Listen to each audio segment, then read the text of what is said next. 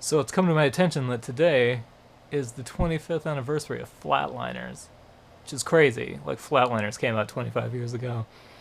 And it's insane to me, like, a lot of people don't know about this movie and how cool it is.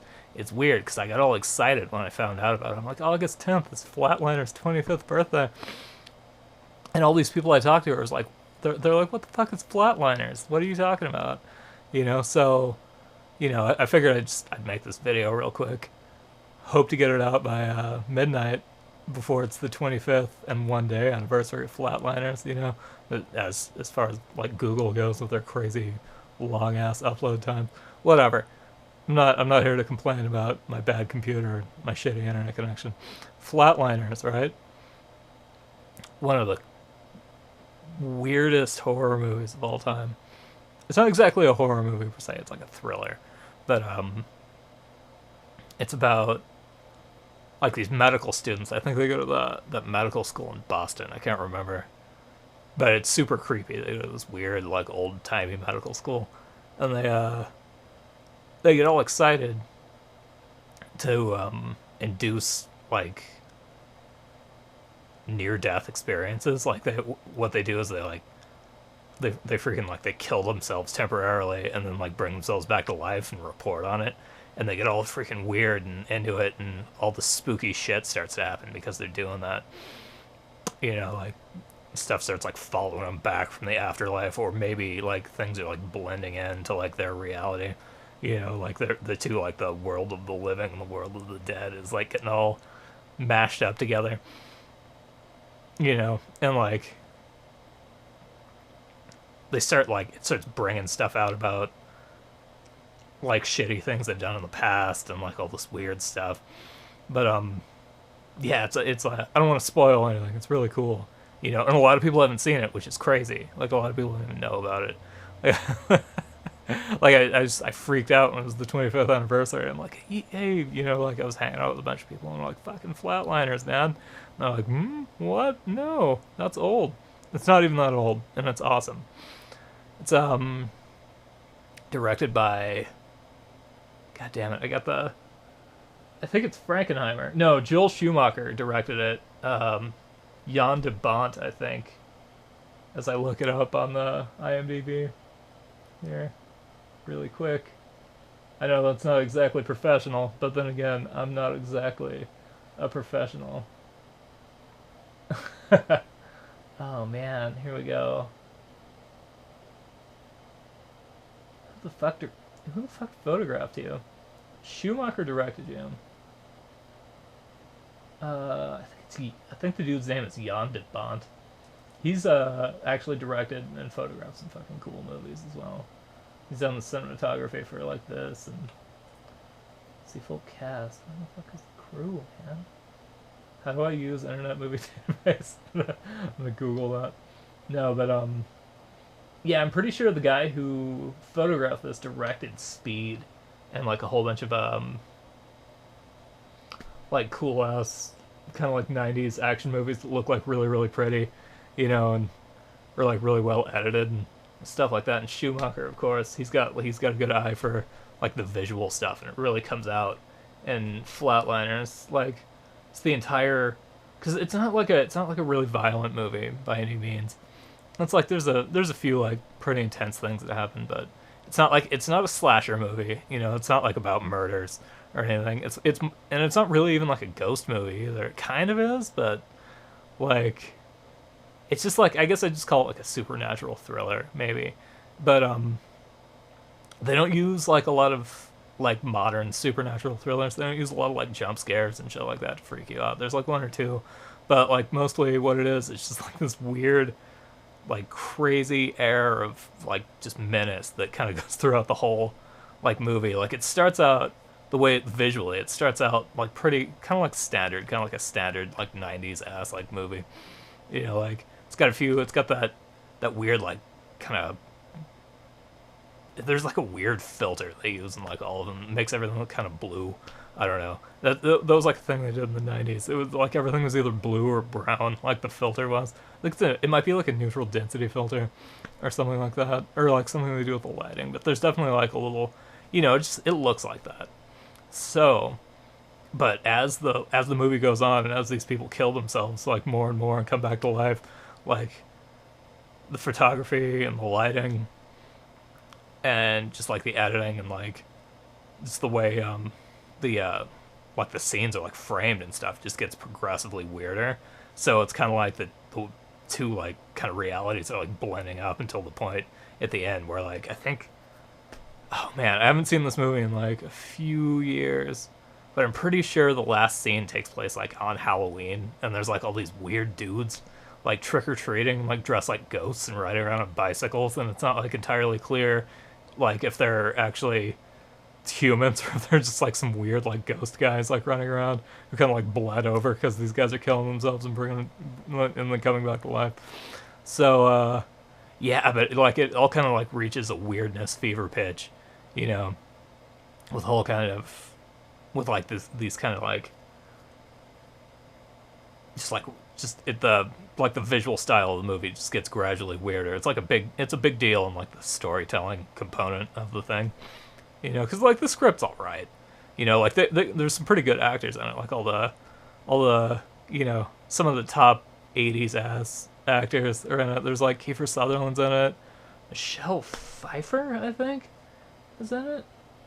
No, Julia Roberts. It's Julia Roberts. I don't know why I always get those fucking people mixed together. But yeah, like she's in it. Kevin Bacon's in it. Oh man, so many people who were super famous in the '90s. William Baldwin, he's in it. He's like some like sleazy dude who likes to freaking he likes to set up like video cameras and spy on girls he's having sex with because like some weird shit that happened in his past. It's weird. Oliver Platt is in it. He's super cool. He's like the he's just kind of like an asshole med student who's just about like he has one of the coolest lines in the movie. I totally remember this. Like even though I haven't seen this in a while, he's like they're talking about their discovery about like bringing each other back to life with like and like dying and stuff and like checking out the freaking like afterlife and doing stuff there, and he says something fucking cool. He's like something about baby boomers. Fuck, I can't remember the whole line, but it's like there's he's talking about how like all this cool shit went down in the '60s. You know what I mean? It's like they went to the fucking or like the '50s, and they're like they went to the moon, and there's like the civil rights movement, and hippies, and he's like, finally we're gonna show those baby boomers what the fuck is up or something like that. It's hilarious. Oliver Platt's fucking awesome in this movie. Kiefer's good. He's doing his intense Kiefer Sutherland thing, like throughout the whole thing. He's just like, he gets his team of med students together, and he like, for some reason, I think like Kevin Bacon's like the best at bringing people back to life with those little shocky chest paddles or whatever. Like, and he recruits him to like the team to like bring people back to life. And it's fucking Julia Roberts in on it and like all these people. It's awesome. It's an awesome movie. You got to check it out. Check out Flatliners tonight. If you see this tonight, check it out tonight. If not, check it out tomorrow. Check it out as soon as you fucking can. Flatliners is awesome. You're gonna really enjoy it. The one thing like I remember people having a problem with who have seen this movie is the I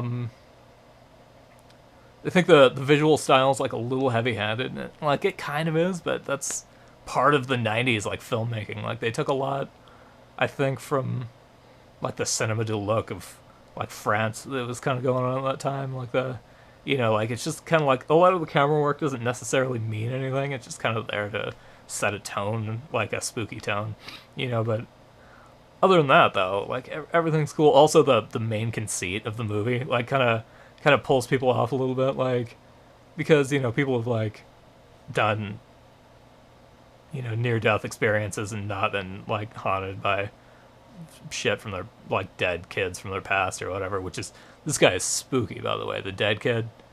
I'm not gonna give it away. It's weird. It'll make you feel gross. You'll love it. Flatliners, you'll love it. You'll love it. trust me, take my recommendation and go watch Flatliners like right now. If you want that 90s kid status that a lot of people are like super excited about to get like this time you know, this time of year. I don't know why I'd say this time of year. Fucking like lately, you know what I mean? Like in the last 5 years, people are like, only 90s kids know about fucking Hey Arnold or whatever. You know, and it's bullshit. You know what I mean? Like, people, if you want to go deep into the 90s, you gotta go fucking Flatliners. Came out in 1990. It was probably shot in like 88 then, but, you know, and edited over the course of that time. It takes a long fucking time to make movies. But, you know, it is definitely, it's like quintessentially like a 90s movie. Like the way it looks, like the actors, all that shit. It's very cool. Yeah, man, it's one of Schumacher's best. Jan de Bont's fucking awesome with the camera work, you know. And later he'll go on to direct shit like Speed and everything. And he'll use that sweet ass like style. You know what I mean? Like a lot of stuff happens, as I recall, like a lot of stuff happens at Magic Hour, which is, if people don't know about that, it's like the time that the sun's like like going down, like dusk. Well, it's like duskish. It's about like an hour between like daytime and like nighttime, you know, and like all the fucking like ambient light just like from the sun and shit like comes off all like super like golden and like really like nice. It's like anytime you see like 90s ass action movies are shot a lot like during Magic Hour, like a lot like Speed, for example. You know, a lot of Michael Bay's early stuff has a lot of like Magic Hour shit going on, like his early like good stuff, like The Rock, Bad Boys. You know what I mean? I think that movie shot like almost entirely during Magic Hour. But fucking True Romance has a lot of Magic Hour shit going on. Yeah, dude, Magic Hour's cool. You gotta look that up. It's like it's just like a quality of the light that happens, and it just makes everything look fucking awesome. And I'm pretty sure they have some of that shit in this movie. But yeah, man, Flatliners. Check that out before you die, I guess. Before, you know, check it out and tell your friends to check it out. Because, I don't know, like, I thought this was a really mainstream movie, but apparently, like, a lot of people haven't heard of it, you know, which is disgusting because it's fucking awesome. It's creepy. Like, there's this air of menace that goes on the entire time. Of course, I've talked about the fucking air of menace, you know, like, and just, like, tonally, it's very cool. Like, good performances. Script is not great, but it's all right. You know what I mean? It definitely works. You know, it's the directing and the acting, the cinematography are what really fucking make this movie go down the way it should. So yeah, man, Flatliners, watch it or don't, but you should totally watch it. Okay, that's enough.